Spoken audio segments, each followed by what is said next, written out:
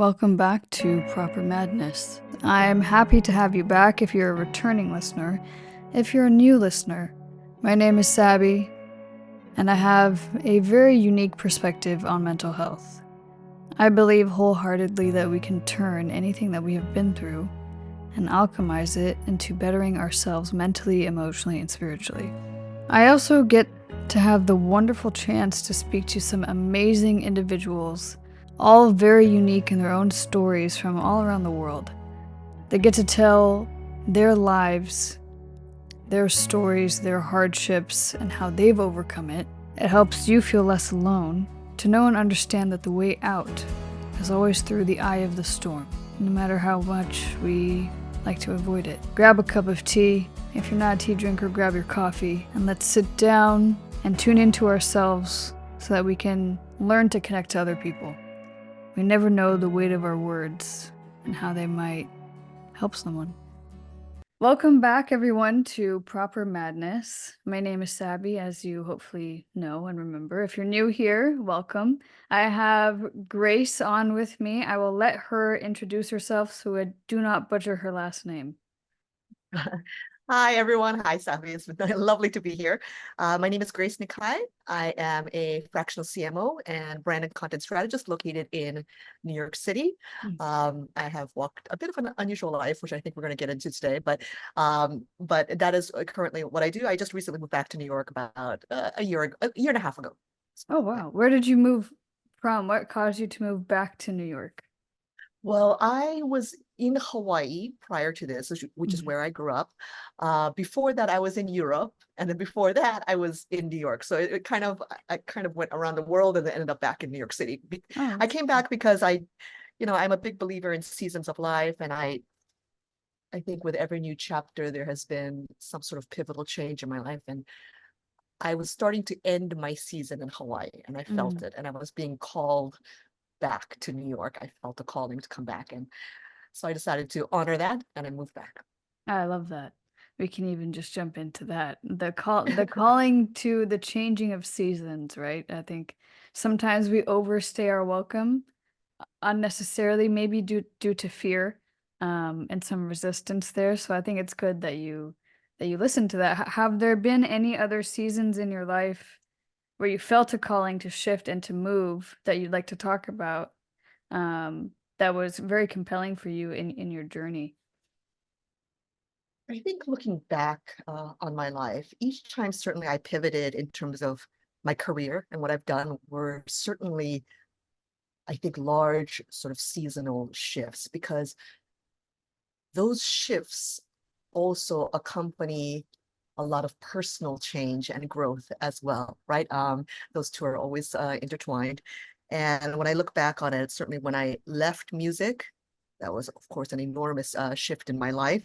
I left music to become a fiction author, and it was also the same period of time when my marketing career sort of started. And I was living in Europe at that point already, so that was a whole other kind of chapter in my life. And then my shift into corporate marketing happened when I moved back to Hawaii. After that, so again, everything was kind of entwined together. And again, when I moved back to New York, there was this shift in me starting my own business and building something of my own here. I like that. But I'd love to know what was the driving force behind leaving music, because from what I read about you, that was a big chapter in your life. Um, what was it specifically that made you go, "Oh, you know what? I'd like to pursue writing instead." Yeah. It's so interesting that we're having this conversation because I also right now am in the middle of some changes in my life as well, where you start, I don't think we ever make these kind of huge shifts knowing exactly, I don't want to do this anymore, and this is what I want to do instead. Mm. It's just a feeling that something is no longer in alignment, right? And so I think with music, I had done it for 2 decades professionally, and I had achieved a great deal of success in that career. It had taken a lifetime to get to where I got in a very competitive artistic arena. And so a lot of so much of my life was defined by it. And I was getting to the point after doing it for so many years that it didn't, again, something didn't feel in alignment. I was not happy with it. Music was always my first love, still remains one of the great loves of my life. However, I was beginning to resent the thing that I loved, and I did not want it to become that way. I was tired of the industry. I was exhausted. Um, I think art and commerce have very, very different objectives. And when you are the product itself, because that's what it is when you're a musician, um, it's a very fine line to walk without it really, really taking its toll on you. So mentally, emotionally, physically, I was exhausted. It is a very grueling life. I was a soloist. And so I spent most of the year on the road, right? And living out of suitcases. And you don't get to see, the people you love. You don't get to see your dogs. You don't get to be at home. There's a lot of that. Um, and ultimately, I think it reached a point where I couldn't understand the meaning of what I was doing. Like, what was the point of all of this? Like, why? Okay, so I go and play a concert, yes, but then what? Yeah. What is the purpose of it? Like, what is the impact of it, the meaning of it? And I think right near the end of my sort of musical career, I began doing things like I was an artistic ambassador for the US Department of State and culture ambassador for UNICEF. And I started doing things like this, working with children in many different parts of the world in order to try to find some meaning in what it was that I was doing. So it was my attempt. So already by that point, I was starting to lose that, right? And I was trying to find it. So that was happening. And at the same time, I started very, very young. I made my professional debut at age 8, right? So I was Oh, wow. working Yeah. since age 8. And, 2 decades later, I'm nearing the end of my 20s. And I felt like I didn't own my life. And I think that's not something you really think about, obviously, when you're younger and you're still growing and everything. But as you start to get older, that feeling started to rise up within me more and more. I felt like my life was owned by agents, by managers, by the public, by the demands of the art itself, by many, many, many things. But I felt like I didn't own my life. I felt disempowered, essentially.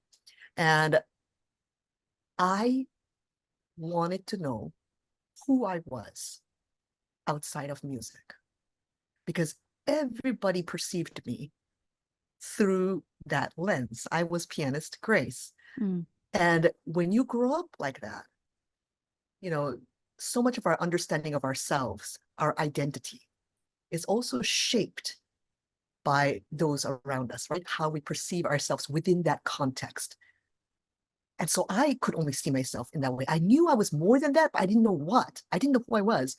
And more and more, all of these different sort of factors became irreconcilable within me. Like I could not, it was not sustainable. I could not continue this for another 5 years feeling this way. It was just impossible. And so that was one of the greatest decisions of my life, obviously, to walk away from a career like that I had spent a lifetime building. But I knew that a couple of things I think helped me. I knew I was walking away from the career of it, meaning performing as my job. Mm. It didn't mean I was walking away from music. It didn't mean I was walking away from what I loved. I still play piano every day. I touch the piano every day. It's part of who I am. I just didn't want it to be like my job, right? So understanding that was, I think, critical.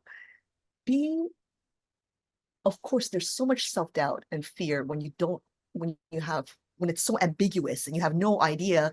I had no idea what I was going to do, who I was if I left this. Like it was so frightening. And of course, there's so much doubt there. But what I learned moving through it was that the anticipation of the fear is greater than the act of actually moving through it. So once I made the decision and I committed to it and started taking action to settle things and to move through it, it was not as bad or horrible. It wasn't as catastrophic as I thought it was going to be. Um, I do what I also realized going through that was other people, others in my life had a far more difficult time accepting my decision than I did. Mm. And so it teaches you something about how people perceive us and put us into boxes and categories. And then you start wondering, like, oh, did I do this because I really wanted to, or was there a part of me that was kind of fitting into this thing that everyone thought I should be, and I was, and a lot of things like that kind of come to mind. But so when I left music, I had no idea what I was going to do. However, I always loved writing and reading. And I also loved to code. I was coding websites and things like that. But it was just for my pleasure. It was kind of like a hobby of mine. And so I left music, and I had this idea in my head for a story, for a novel. And I thought, well, I have some time now. I don't know what in the world I'm going to do.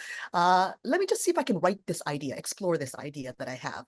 And so it wasn't with the intention of becoming a fiction author. It was just curiosity and kind of exploring something that I enjoyed and I liked and wanted to see where it would go. And it was the same thing with marketing. So at the same time, after I left music, people began coming to me because they knew I had these sort of skills, web skills and graphic design skills. And they said, hey, you know how to do that, right? Do you think you could design my logo for me? Or do you think you could like build my website for me? And I was like, okay. Again, it was kind of curiosity, like, all right, let's kind of see where this goes. And that's how my marketing consulting career sort of accidentally started. So in marketing, I started on the back end with web development, mobile app development. And eventually over the years, I moved to the front end with brand and content and all of this. But that's how those paths emerged. So it was never with clarity. I don't think these moments ever come with clarity. It's always this sense of things feeling out of alignment, and then something unfolding that actually shows you where the alignment you're seeking actually is. So it's never, so if for anyone listening who may be going through something in which you're trying to make a pivot or a big decision, you will never have this aha moment. I don't think that's really the way it happens. It's more like, okay, I kind of, this is not really vibing anymore. It's not there, but I'm being called here. Things are starting to happen in this area, and I'm kind of curious to see where it's going to go. And that actually requires more courage to do that, because there is fear, because we don't have a final outcome. We don't have a final result. We don't know what it's going to be, but rather surrendering instead to that process and just being open to explore it. That's the hard part. Actually, I think that gets a lot of people stuck. Yeah, there's so much in that. First of all, I think I'm having this conversation with you at the right time because I'm currently making a pivot in my 9 to 5. I'm currently leaving. And everything that you touched on is something very, very relatable, not just for me, but I'm sure for so many people. If you come from an environment where people are trying to put you in a box and almost kind of align your life for you because it seems safer, as opposed Yeah. to following curiosity and letting curiosity be very messy.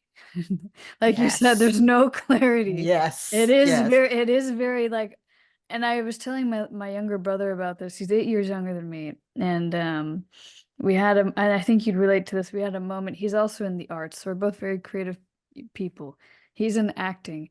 And he goes, I just got offered to write a play for my school. I go, oh, okay. And he goes, Yeah. yeah, that was my thought too, was okay. But the way his tone was okay.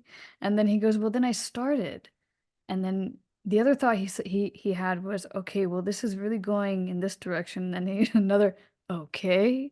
And so you just Yeah. kind of have Yeah. those moments where it slowly, you might just be saying okay to yourself. That's what me and my brother do, but it's like a questionable okay. You're going, I don't Yeah. quite know where this might lead me, but I'm gonna do it anyways. Because your body, I think the synchronistic modality between our mind and our bodies is it leads to beautiful things. And from what you were telling me, that's exactly what it sounded like. Like your body was going, oh, I'm feeling led to go this way. Let me just see what could be there for me. And I think it's great that I think a lot of people have just one straight shot in their careers and their lives. And they may grow in different ways, perhaps, but I feel like what you do sometimes, like you said perfectly, does lead to growth because you're actively doing it every day in some capacity. And the other thing I really love that you said that I want to touch on is not making art your job. I feel sometimes, like you said, art and commerce don't quite mix. The energies are masculine and feminine. It's sometimes they can be quite polar, right? Um, Yes. I'm curious how you've seen that, especially like, with clients or people, how you could see that play out. Because I know I struggle with that still to this day. I love making my tea time with Sabbies, but there got a point where the marketing brain in me went, "Ooh, let me create it this way instead," and I hated it. I hated every second of it. So yeah. I think it's never an easy sort of path to navigate. And it's interesting that there's so many things that you mentioned that I want to kind of touch on. So first of all, being an artist, being an artist has nothing to do with the job that, like what you do to pay the bills. Mhm. Meaning, if you feel you are a writer, if you feel you are a creator or whatever it is, that is you. You are an artist, right? I think people associate, sometimes, and they will stay in very misaligned and oftentimes toxic situations, especially in the arts, because they feel like, well, if I'm not doing this many concerts a year, or if I'm not doing XYZ, then maybe in the acting world or maybe in whatever it is, then I am not, Mhm. how can I call myself a writer? How can I call myself an actor? How can I call myself a musician? You're an artist because your soul is being called to create, right? That doesn't change regardless of the external circumstance. So first I want to say that. So there are many, many artists, I believe, in the world who may be CEO of a corporation or doing something, it has nothing to do with the nature of who you are Mm. internally. So first that. Second, I find it really interesting that, I come obviously from that creative background, musician, writer, and now I'm in marketing and brand and content, that sphere. Along the way, I've done everything from education, leadership consulting. I've done a wide variety of things on that path. But the thread that connects all of them, and I've spoken about this before, but the thread that connects all of them is human connection, right? Mm. To me, I am fascinated by this. I'm fascinated by these kind of conversations. I'm fascinated by how we interact with one another, how we relate or don't relate or find connection with one another. This is an obsession for me, I think, because of how unusual my past was. And I was a child prodigy, obviously. So I was very, very alienated. I felt very alienated from a very early age and tremendously lonely. So the journey of my life was to understand what real human connection Mm. means and what it is. And I think that has sort of manifested and translated itself into the work I've done, whatever capacity that may be throughout my life. Going back to your original question about how do you navigate that, art, commerce, marketing, one of the ways that I have tried to do it is to always, to as much as possible, not compromise the creative essence of something, whatever it is that you may be doing. Maybe it's I don't know, design campaign. Maybe it's a novel that you have written. Maybe it's a work of art you've created.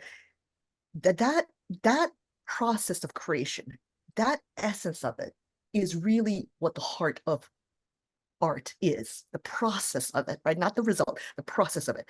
So if we can really find and embrace the beauty of that process, and that's where all the good stuff, that's where, when I write a novel and the process of writing it and the joys, the frustration, the struggle, all of that, the characters coming to life and how all that in and of itself is already the art. That's the work, that's the joy.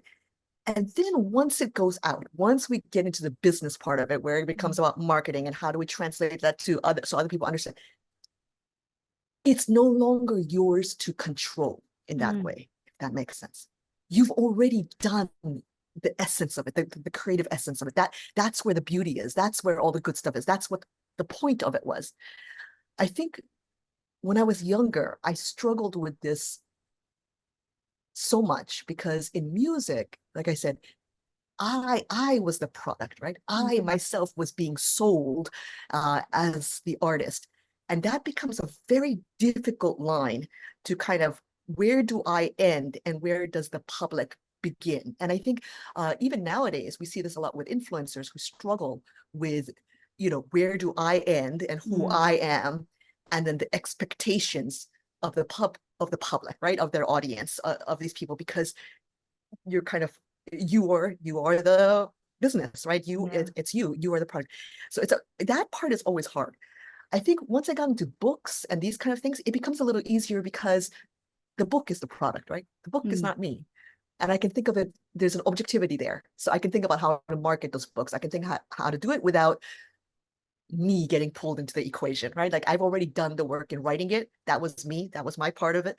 And then now it's a thing that it goes out into the world. And how do I think about it that way? So that being able to kind of zoom in or zoom out in the ways that are necessary at the right moments, and to understand which parts are yours, inexplicably totally yours, and which parts you have to let go of, because it's no longer for us to control, or for us to kind of decide what is or should not be.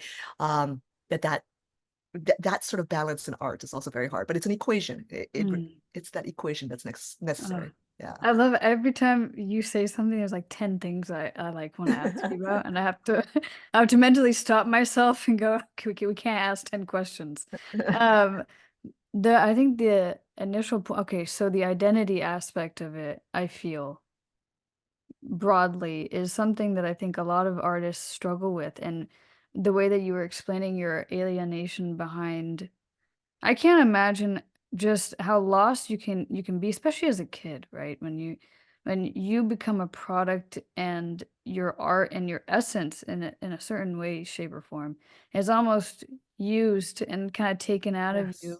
Yes. Um, that must have been very difficult, especially even, and I'm just thinking, even like within your transformative years as a woman, in your adolescence, that must have been highly, highly difficult. Would you mind talking about that? Yeah. Sure. Absolutely. Absolutely.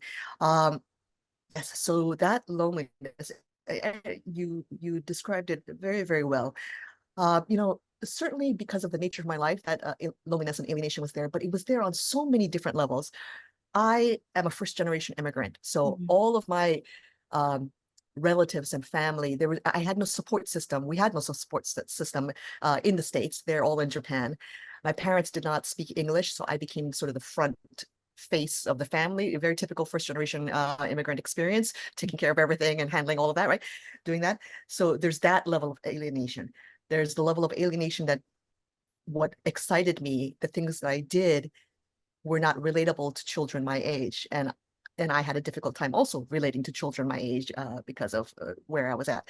I was also a young Asian girl in a white male dominated industry. Very alienating as well. So there were many, many layers and nuances to that loneliness. But when I was a child, and this is the thing about children, I didn't realize that what I did was not normal. You don't really fathom that, like not really. You feel kind of alone and like, oh, I can't really talk to anyone, but you don't realize how different you are because you don't have that context yet to really understand that.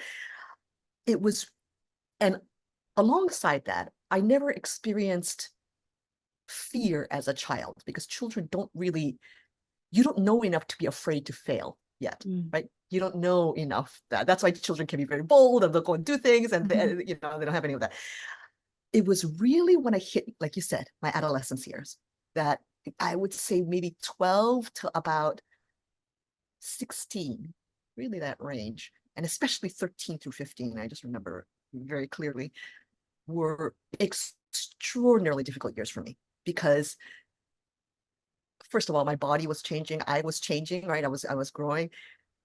A lot of insecurity around that for the first time kind of hit because I'm on stage and I people are looking at me, they're judging me. I started to become self-aware enough to understand that this is a job, and this is kind of like a career maybe, or something, a trajectory that lies before me. And so when you become conscious of that, then you become conscious of all the things that go with the business, right? Like, who am I speaking with? Okay, I have to do a very good first impression here because this critic is going to say something about my work, or this and that. You start to become aware of these sort of dynamics, which is very stressful when you're kind of going through that period of time of change and growth and everything in teenage years. And you start to become afraid. You start to become afraid and nervous, and kind of driving yourself to not fail. I would say those were the years that I really became a perfectionist, like very much a perfectionist. And I tried to control, out of fear, I tried to control every single aspect of myself. And it was kind of like curating and pruning myself, to make myself palatable and acceptable to fit this idea, to conform. And it's so interesting because I think we all go through that. Certainly my experience was a little bit different, but in terms of our teenage years, because we're starting to understand our sense of identity. And so whether that be in high school and you just conform, or you start to do this or that, or like, everybody can relate to that, right? So it was the same thing, except I also just happened to be performing on stage and playing piano, but it was the same concept, right? Of like kind of pruning yourself and doing all these things that even though you're miserable, you want to belong, you want to feel accepted, you want to be thought of in a certain way, right? And you're trying to come to terms with that. So that was really a difficult time for me in my life. I remember it very vividly. And it wasn't until maybe 17, 18 where I kind of had a better sense of who I was, like legitimately, and I could stand in myself a bit better. But those middle years were tough. A lot of self-doubt, a lot of shaming of myself. I did that a lot, I remember. Yeah. How did you, because that has an impact on us when we get older, right? When we grow.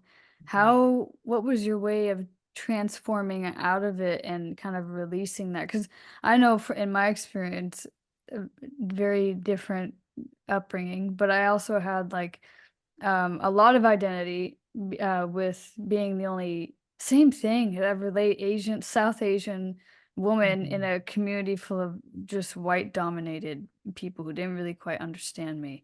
And that in and of itself does make you kind of, I mean, we have this joke probably in a lot of communities, but you whitewash yourself just to be a little bit more Yes. acceptable because you're Yes. scared of your own culture. Yes. And you feel like it's not going to be accepted, and people have all these stereotypes, unfortunately, of your culture and how you're supposed to be perceived based off of what they know of your culture. So you're almost battling that too. And so I relate to that in that way very heavily. But I know it took me a very long time. I'm 33. I don't think I didn't shift out of that part of that mindset in my young adult years till maybe a couple Yeah. years ago. It took me a long time Yeah. to kind of Yeah. chip away at that. Yeah. What was that process like for you, if you had one, or if it just kind of happened? Yeah. I relate so deeply to that too. Mine took even longer, right? I think probably because it was of the trauma of my past. But it was only a couple of years ago. This is really it pains me actually to admit this, but it is the truth. It was probably, okay, it's 2024 now. Probably 5 years ago, finally, I realized that I had spent the entirety of my life ashamed of being Asian. Mm, It took me that long to figure out that there was this part of me that I denied because of that pressure to belong, to not be othered, right? And the only reason why I was finally able to come to that realization was because I also realized in the years before that how many other ways I had denied myself, mm, how many other parts of me I had numbed or shut off or cut off or done these things in order to fit or make myself palatable to others. And because I was so unusual, particularly because I was so unusual, it's like trying to fit like a, like a Yeah. eight-pronged shape into like a square. It doesn't fit, so then I had to cut off all the parts of me so that I could kind of fit nicely into that little space. And I think this is something that women can especially relate very deeply to. Mm. It is very natural for human beings to want to be accepted, to want to belong. That is part of what it means to be human. It's part of our human experience to be a part of a collective, right? The problem is that there are so many issues, as we all know, that condition a certain narrative or paradigm in many, many, many people, that we are not allowed to actually be who we are. And so in order to belong, we sacrifice our individuality, the very things that make us unique and special and interesting, in order to kind of be bland. That's what I was. I became this kind of bland caricature of this sort of perfect, acceptable, lovely human being that that was very whitewashed, very spoke in a certain way, and would kind of belong in this kind of thing. And I never made anyone feel uncomfortable, right? I never made anyone feel uncomfortable, because if I started talking about Japanese stuff, or I start talking about this or that, it might make them a little uncomfortable. So we avoid that. And it's all of that stuff where we mute the vibrant colors of who we are Mm. to kind of create something pastel. Like I always say, something we put on the what is it, the art on the hotel room wall, something that Oh my anybody gosh. can look, and it's just acceptable, right? Yeah. And I think women in particular, and women of color in particular, we have had to do this, I think, as a way to survive, especially in many ways when we were younger. And then the unlearning of it, right, Mm. is so painful and so difficult. And so, to your point, it took me until maybe 5 years ago to understand that I had denied such a fundamental part of who I am. And Mm. that made me sad. It didn't make me sad. It still makes me sad when I think about it, Yeah. I relate to that so heavily. I'm, I guess, technically second or third generation, because my father's from the UK and then still Indian, and then my mother's from Canada. So I still had very deep Indian roots and culture and background, and those values carry on through everything I do and that I stand for. And what's interesting is it didn't click to me that my values always stayed within that culture until a couple years ago. And I sat there and I wonder why I have this value system. And then I've been spending more time with my grandmother, she's 85, 86. Oh boy, she's 86. And Yeah. we never related because I always fought my culture. And she had such old school mentalities to her still that I despised. There's some things about my culture I don't like.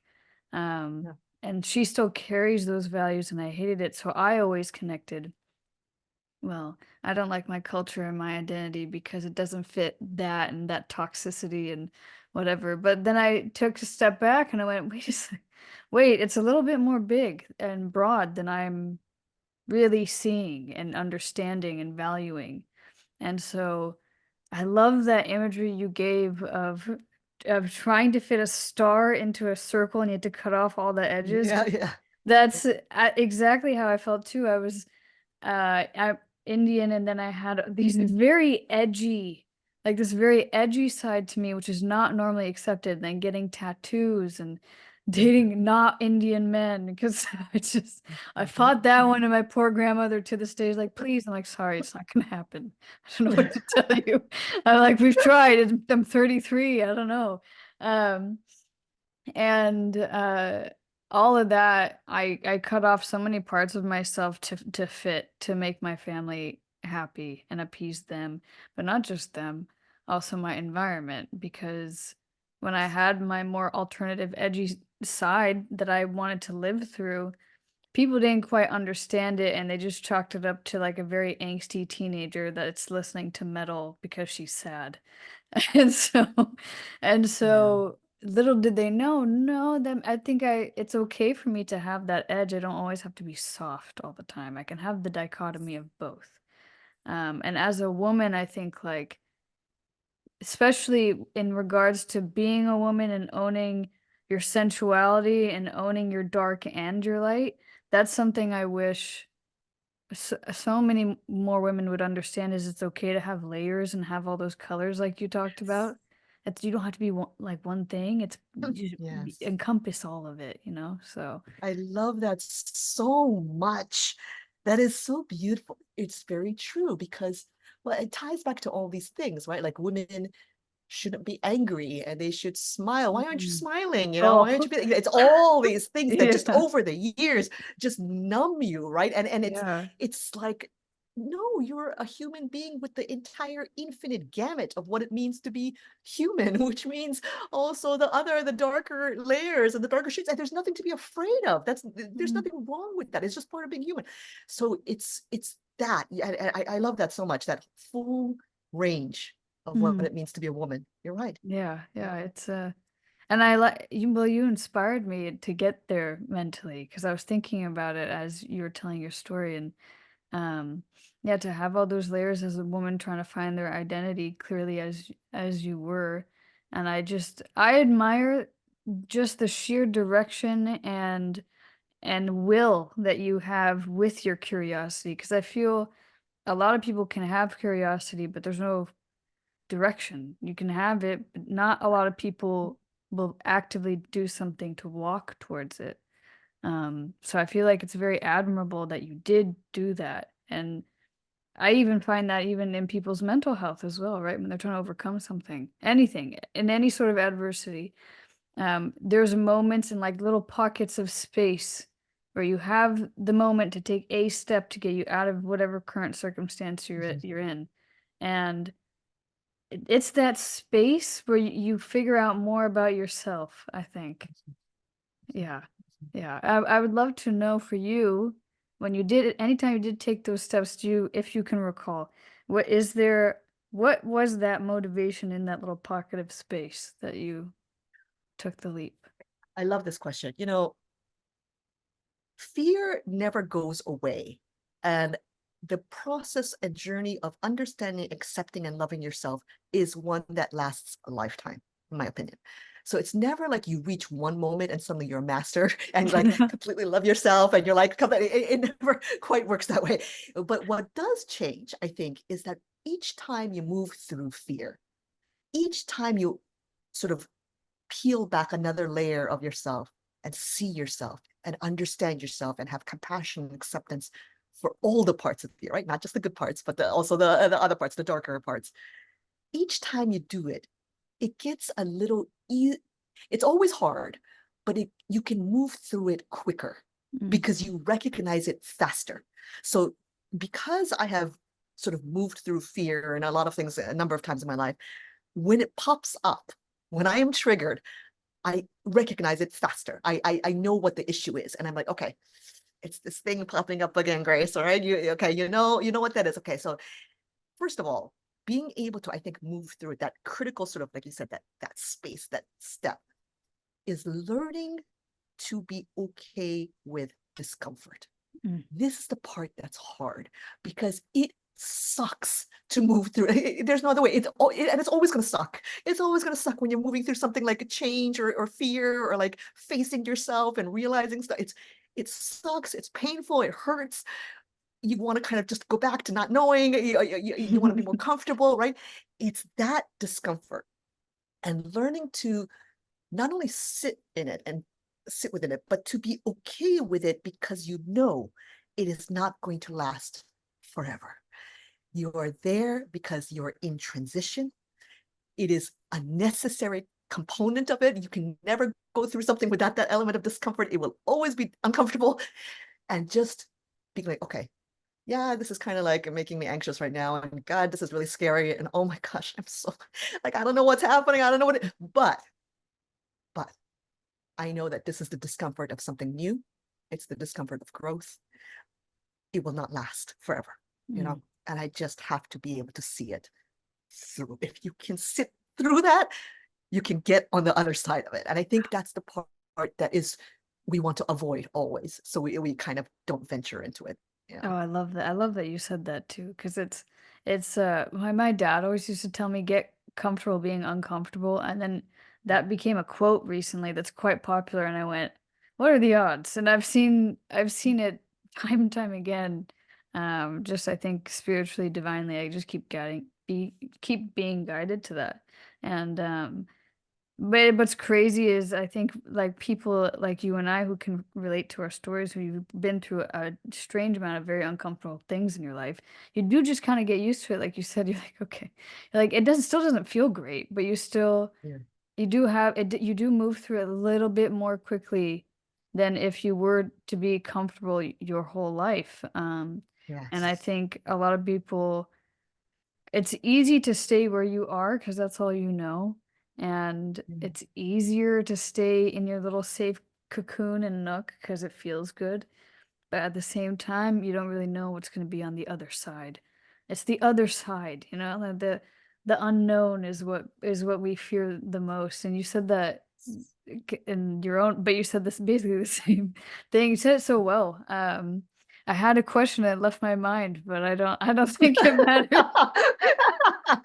I love what you said. Also, I'm a big believer in synchronicities. When we Mm, talked earlier at the start of this conversation about alignment and how do you know you're kind of when I talked about how things would reveal itself and it kind of unfolds. So when things are coming up and things are like, it's something that's kind of it's whether or not you see it or not, I think. yeah, But if you're open to it and you recognize it and you're like, oh, there's something here that is for me to it's explore. yeah, and I think, like, the divine kinda pushes you without I mean, Yeah. they'll push you, and then you have the choice. Do I listen Yes. or Yes. do I Yes. ignore? And Yes. it's in that moment where you listen and you do something about it. I Mm. know there's been so many so many moments in my life. It's funny that we're having this conversation. I was on someone else's podcast yesterday for the first time in maybe over a year and a half. And I had to walk through telling my story, and it was very uncomfortable for me, and I felt shame. I posted something about this. I felt shame in taking up space.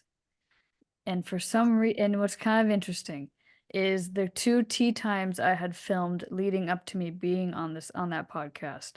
It's almost like I was talking to my future self, eerily enough, where I had said my words were, "The way that we discover the most about ourselves and the way through is through our stories. The answer is lies within your stories." That's something I wrote down. And after I had told my story on the podcast, I was so uncomfortable because, I've had a lot of very dark things happen to me and that I've experienced.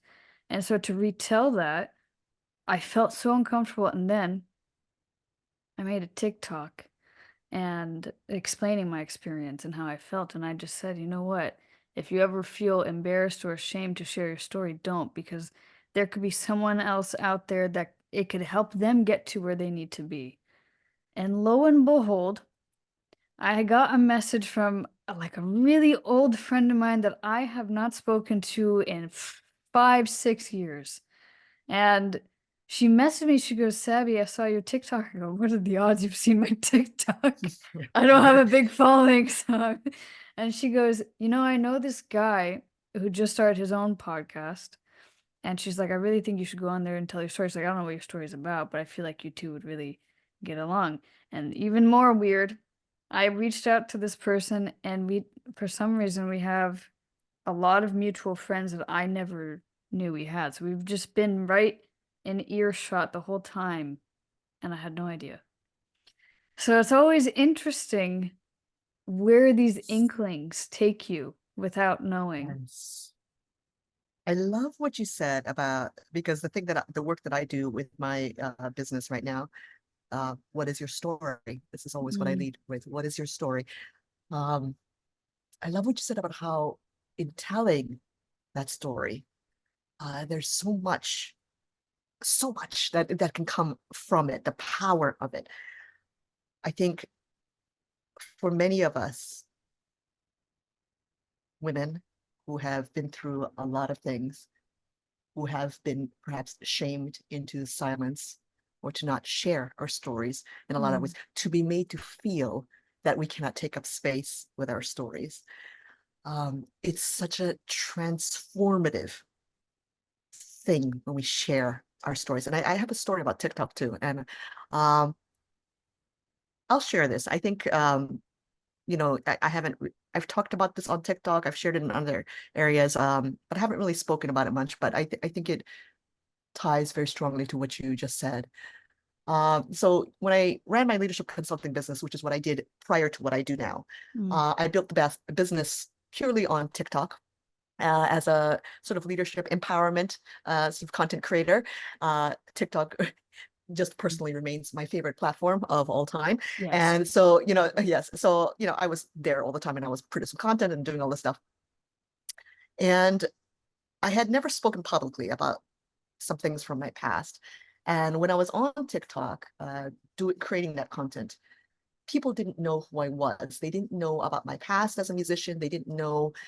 And I think that was all, again, me kind of segmenting myself and kind of denying certain parts of me and not being worried how people would take it and, all of that overthinking stuff, right?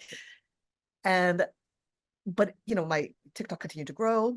And I think when growth happens, when huge growth happens, usually there's something that is being asked of us, right? And so I've kind of gotten to this habit of thinking, if I want this business to grow to the next level, if I want to step into the next level, what is being required from me now that I must do in order to grow in that way? And I realized, especially on that platform, I could not amputate those parts of me anymore. I had to be honest about who I was and what had happened to me. I knew that I would not be able to get to the next level unless I did that. And I had a trip planned to Mexico and for vacation. And so I was thinking about, like, what am I going to say on this TikTok? How am I going to talk about this? How am I going to say all these things? And I literally filmed it like right before I went to the airport, in which not only did it talk about being a child prodigy and my past as a musician, but I talked about the domestic violence, physical abuse by my father. I talked about being a rape survivor. I shared all of it. I just spewed out my truth. Like it just came out of me like a whole thing, all my story. And then I uploaded the video, got on the plane, and shut off Wi-Fi. Like I was on the plane, so I couldn't see what happened. So I just uploaded it, got on the plane, was like, okay, don't think about it, because that was the only way I knew I could let go, right? Once I posted it. So I was flying from Hawaii to Mexico, so it was like a 9-hour flight. Finally got off in Mexico, got back online. And of course, the terror before you release that, before you tell your truth, is how, because you have no control over how it will be received, right? That's the fear. You don't know what people will think of you. And what I realized with that whole thing was, first of all, that I still carried a lot of shame around what had happened in my past. And it was only by saying it out loud and seeing, actually, again, moving through it. The only way through it is to move through it and actually doing it. Then I realized the sky didn't fall down. The world didn't end. I just shared who I am. And my community showed up for me. I will never not be grateful for the ways in which they accepted my truth, showed up for me, and were there for me. And it was such a powerful, everything changed from that moment on. Everything changed for me. It was such an important thing to be able to stand in and own my truth.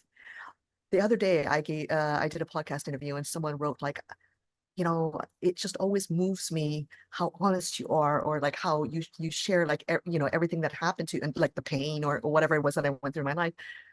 And I wrote back, there's nothing to hide about your life. There's nothing to hide about your lived experience. that was what you lived. I mean, that's it. There's no good or bad. There's no, that was your life. There's no shame that needs to hang around that or cloud that.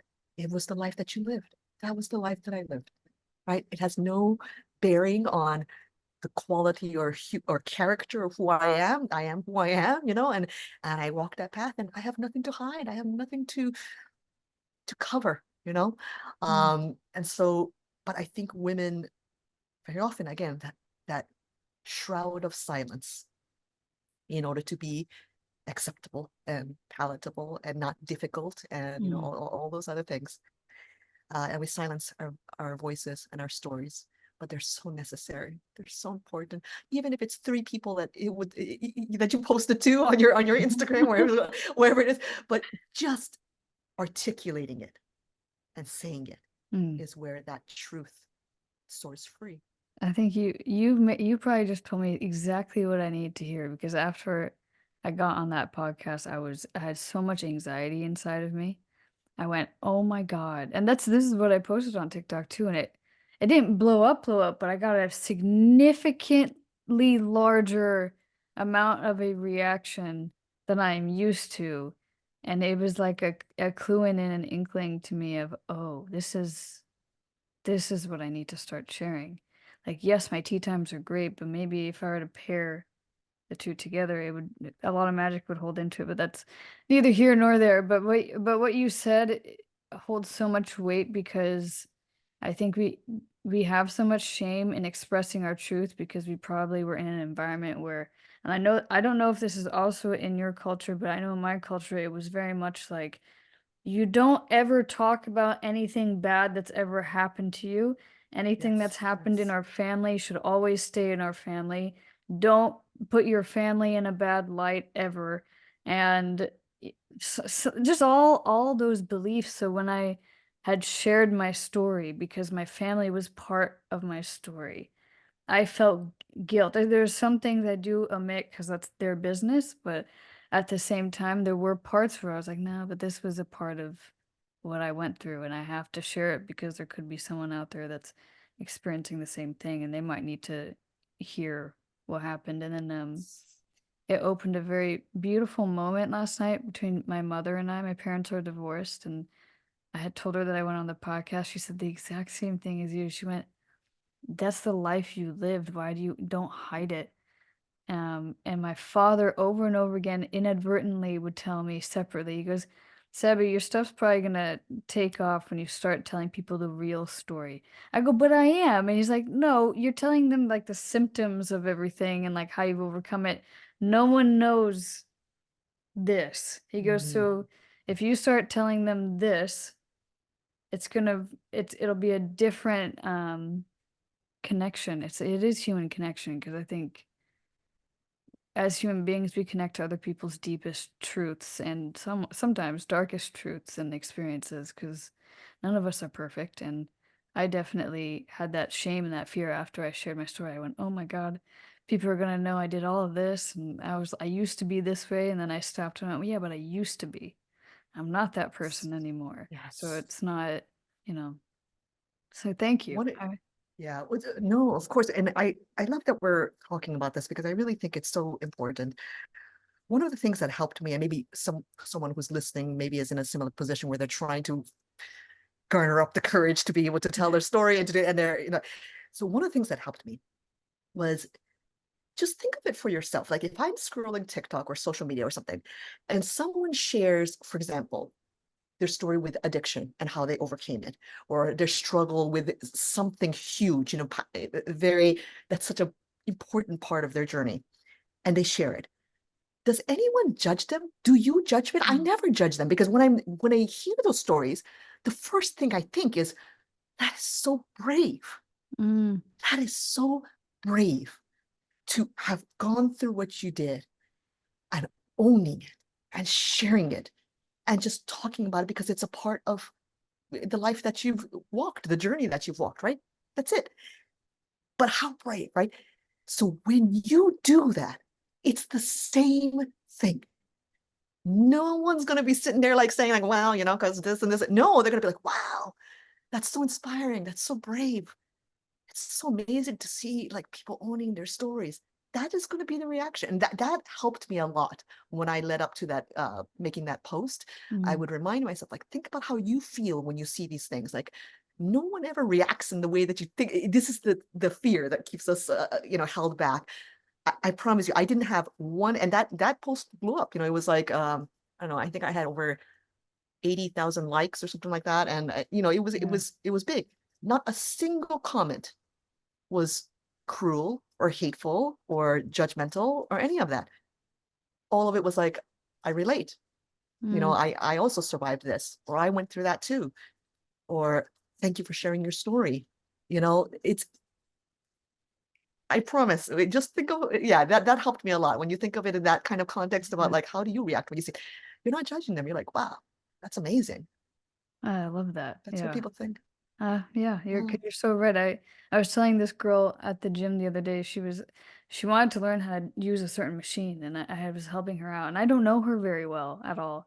And she kept saying over and over again, she was like, I feel like everyone's looking at me. And I remember just stopping and going, everyone's too self-involved to care what you're doing. yes, Like, I yes, promise you. yes, Everyone yes, thinks they're a main character in their own story right now. She was, but I feel like they are. They're looking at me. I go, don't worry about it. Even if they are looking at you, give them a show. Whatever. Just let them yeah, look then.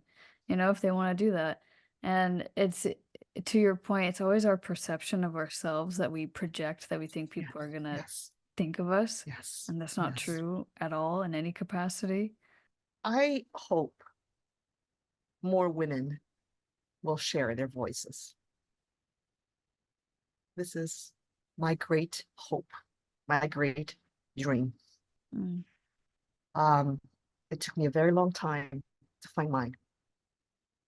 I found it through the arts first, through sound, through the written word. It took me a very, very long time to learn how to use my actual voice to say my truth. And I'm actually starting a podcast next month because I was inspired by all of you, by the way, who have so graciously invited me as a guest to chat with all of you. Thank you so much.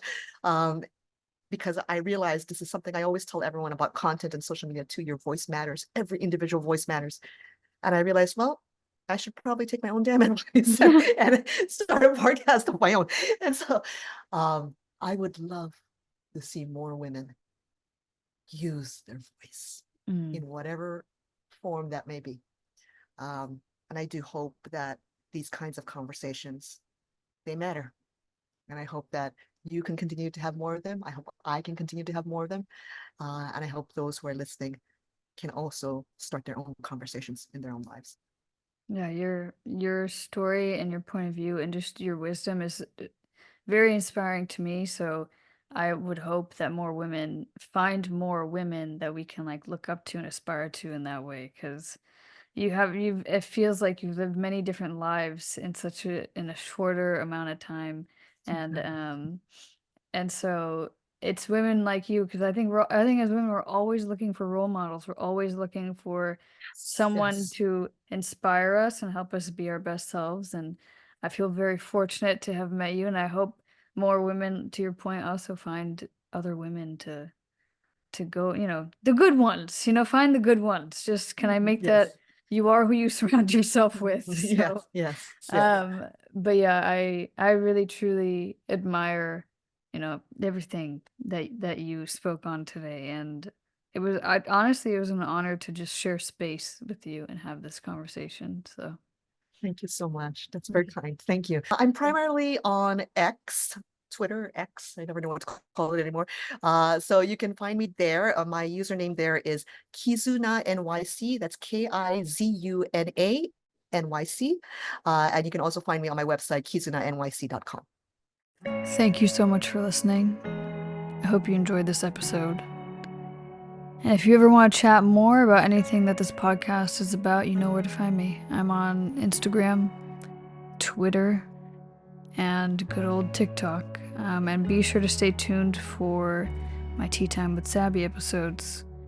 If you're listening to this on Spotify or Apple Podcasts or YouTube or whatever streaming platform you happen to be listening to this on, I encourage you to follow, like, subscribe, and rate this so that it pushes it out to whoever else might need it.